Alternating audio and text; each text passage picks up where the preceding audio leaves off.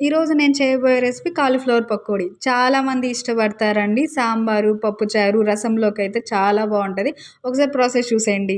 చాలా సింపుల్‌గా చెప్పేస్తాను చూసేయండి. ఫస్ట్ కాలీఫ్లవర్ మంచిగా వాష్ చేసేసుకొని, ఒక గిన్నె పెట్టుకొని స్టవ్ మీద అందులో వాటర్, కాలీఫ్లవర్ కొంచెం సాల్ట్ యాడ్ చేసుకొని ఒక 20% ఉడికించేసుకోండి.